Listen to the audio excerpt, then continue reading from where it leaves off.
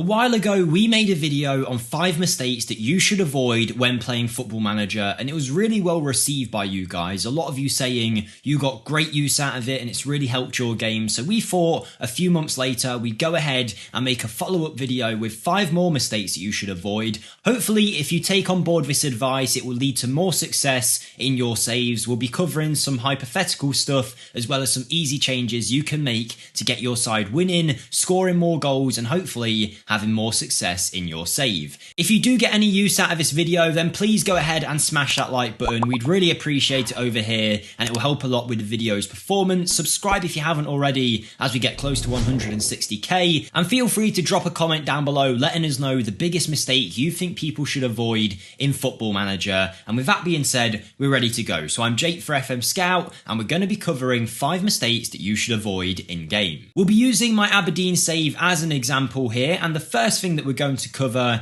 is misunderestimating the power of set pieces. Now, I've completely cleared our set piece routine so that it's the basic one that the game provides. Let's take a look at it. If we go to set pieces and corners, defensive wise, I feel like it's okay to leave it as the base defensive setup that the game provides. I don't seem to concede too many from corners myself, so I would say most of the time this is okay. Feel free to tweak it if you like, but the main thing we'll be looking at is the attacking set pieces for corners. Now, if you left it completely blank and didn't touch it, this is the clean slate that the game provides, and you'll probably still score 2, 3, 4 goals a season, depending on how much aerial power you have in your team from these corners, which is obviously great, but I think leaving it in this blank state without making any changes is certainly a mistake that you should be avoiding, because with some very easy tweaks, we can get a lot more goals from corners. And don't worry, we're not going to use any game-breaking tactic or anything like that. I'm not going to show a specific way to score 30 goals from corners, because I think it's a little bit, I want to say cheating, not really, because the game provides it, but you know, it maybe isn't as realistic as some of you may want. But when it comes to corners though, there's some very easy tweaks, like I say, that you can do to increase your chances of scoring goals. The first thing is pretty obvious. Identify the player in your team who is the best in the air and the best aerial threat. Now, let's say, for example, I decided this man here, Liam Morrison, was going to be our best aerial threat, and I wanted all corners aimed at him. The first thing you can do to increase your chances of scoring, very simply, are just to take this player that you want to score and put them somewhere where you think they could score from. Now, most of the time, attacking the near post seems to be quite effective, and then what you want to do is go to your corner taker, and you're going to ask them to place these crosses wherever that player is that you want to get the goal. So for me, I might really want to get them to near post, so I'm going to ask our corner taker to put them to near post, and straight away, this is going to get us more goals across the course of a season, almost guaranteed. Even if it's only a couple more, it's still something that's a few extra points and hopefully will help your team. But we can easily make some extra changes from here to help us score a few more goals. The first one we might go for is just moving some players around that aren't really in the right places. So we've got 2 people here lurking outside the edge of the area. Maybe we want one of them to attack the box from the edge. That will give us an extra runner into the area, maybe to follow upon any flick-ons that Liam Morrison heads on. We could also use this defensive midfielder maybe to mark the goalkeeper. Then we've got another one of our centre-backs just behind the guy that we're aiming for in case he misses it. We've got a guy lurking at the near post. We've got someone following up on the far post. And that was very easy. I just did a few different changes to this corner tactic, and I have no idea whether this specific routine is going to score loads of goals, but I'm almost certain that it will score us more than just leaving the game in its blank state. So it's definitely worth doing. It will be a mistake to leave it in that blank state that the game provides, and that is my first mistake that I think you guys should avoid. As a side note, this Aberdeen save is actually a series that I have going on my own channel, which if you want to check out, you can find it linked in the description. We have some other Football Manager content over there as well, from Wonderkids to one-off rebuilds, so if you want to come and check that out, if you could hit the subscribe button, it would really help us in achieving our goals over there, and I'd be really happy if you did. But we're going to be using this save as an example today, and our second mistake that I'm going to avoid is avoid Chelsea syndrome. syndrome. Now, I'm a Chelsea fan, so I can say it. You might be thinking, what is Chelsea syndrome? Well, as you know, there's near enough 30 first-team players in Chelsea's squad in real life because they signed so many in the January window and they're still waiting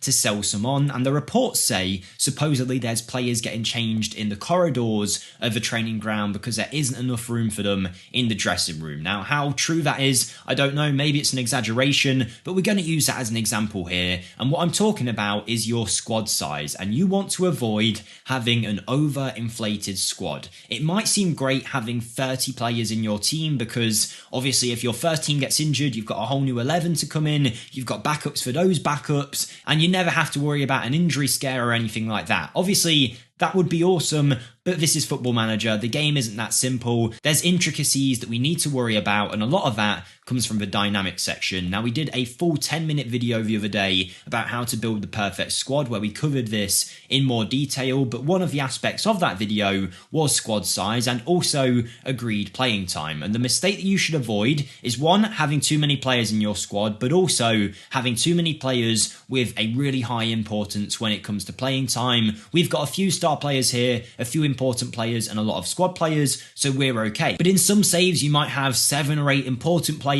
7 star players, maybe another 8 regular starters, and realistically, no one is going to be able to get the game time they want. Someone is going to be unhappy, and before you know it, you'll have a player come to you saying they want increased game time. They'll be upset, and you can either make them more upset by saying we're not going to play you, or you can say, you know what, we'll give you more playing time, and from there, if you break that promise, it's going to absolutely destroy your club's morale. And by playing that player more often, someone else is losing on game time, and you're going to get players upset. It's going to lower your dynamics, the club atmosphere is going to go down, the managerial support's going to go down, and before you know it, your club will be performing worse on the pitch, and you'll be getting worse results. Sometimes you might give a player star player status just to convince them to join your club. You might have an overinflated squad in case you have an injury crisis, but it's not worth doing for the problems it can cause down the line. Obviously, it's different if you're an amateur team, but if you're a professional team, try and have 11 first team players with 11 backups for each of those positions. That makes a squad of 22, and I'd probably up it to about 25 with a few young players who are versatile from the youth academy, aren't going to expect much game time, but can help your team out. So try and make sure you're not overinflating this squad, because if you do, it can cause you a lot of issues. The next thing we're going to cover is something that might be a little bit controversial, and that is to avoid sentimentality in your FM saves. And I know sometimes there might be an exception. You might have a player at the club for 15 years, and even though he doesn't play anymore, you're going to keep giving him a contract so one day he can retire with the club and be your assistant manager.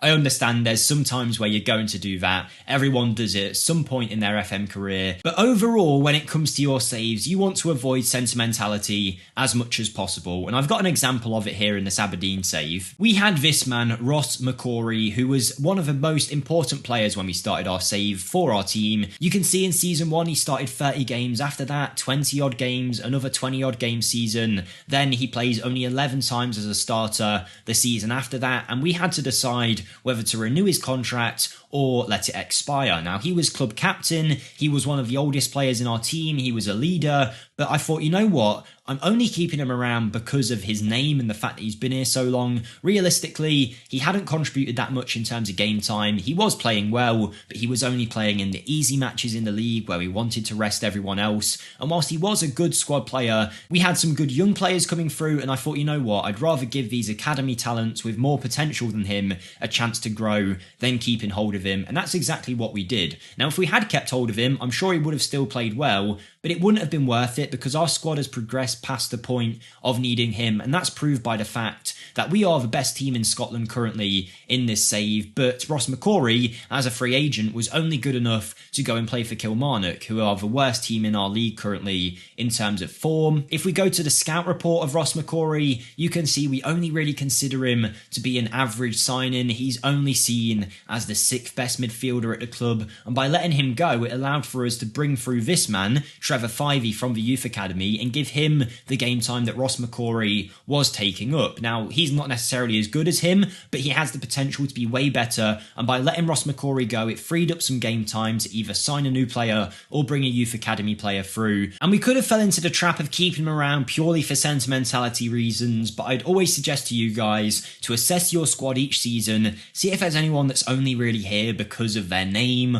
or the sentimental reasons they have behind them being at the club, and decide whether they're actually worth keeping around, because often you can free up wages, make some money, and sign some better players to progress your club forward. Mistake number 4 that people need to avoid is ignoring the medical centre and ignoring rotation when it comes to players. Now, if you're someone who rotates your squad regularly, then congratulations, you are free from listening to this one. You can skip ahead if you want to, but there's plenty of people out there, I myself included a few years ago, who used to really struggle with rotation and knowing when to do it. For example, in this Aberdeen save at the minute, we are playing 3 games in the space of 10 days, one of which is 3 days apart. I mean, we play Copenhagen away in the Champions League, a big game for us, and then Inverness at home in the league. And realistically, what we want to be doing here is rotating and giving our best players the match against Copenhagen, and then as you can see that we did do against Inverness, we fully rotated our squad with our backup players basically to help us get over the line. Particularly when you've got games coming at you thick and fast, it's very important you do this rotation because it does allow for your players to stay fit and stay ready to play. It keeps everyone match sharp